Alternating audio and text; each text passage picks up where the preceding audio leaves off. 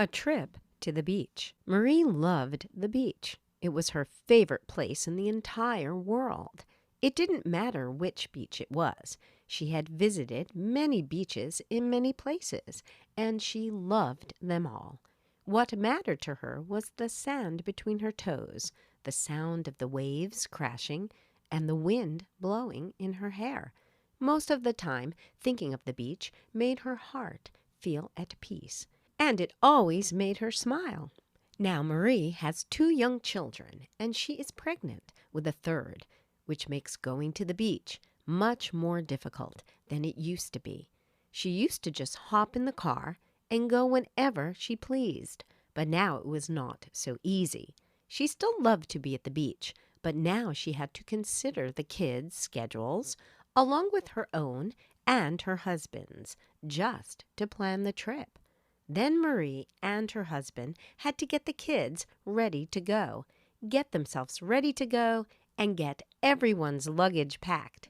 Then they had to drive to the beach, and the closest one was 4 hours away. Marie felt exhausted just thinking about it. Spring break was coming up, and the kids would be off school for a week. She and her husband, John, decided that they would plan a trip to the beach and stay in a hotel for a couple of days. They had not been on vacation in years, and they needed to relax. "We're going to the beach for your spring break," John told the children. "Yay!" the children cried. "I want to build a great big sandcastle," said Trevor, the eldest, who was 8 years old.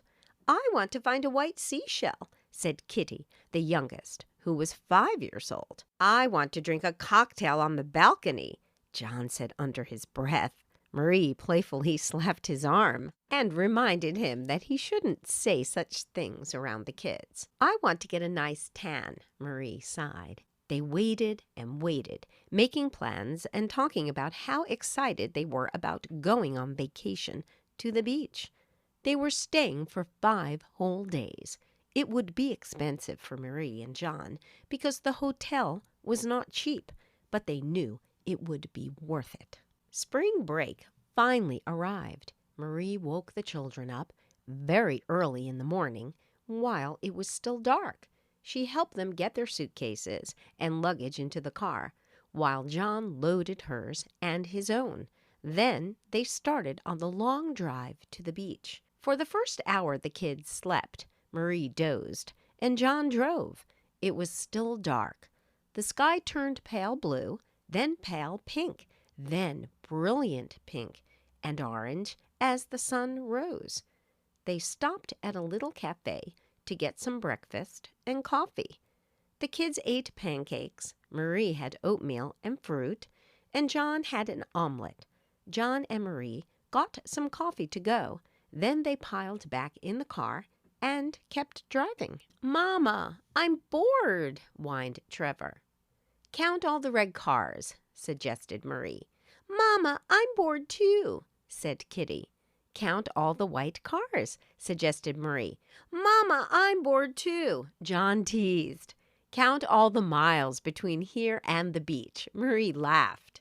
As they drove, Marie thought about their third child, who was due to be born in a few weeks. She and John did not want to know whether the baby was a boy or a girl until the baby was born. So Marie had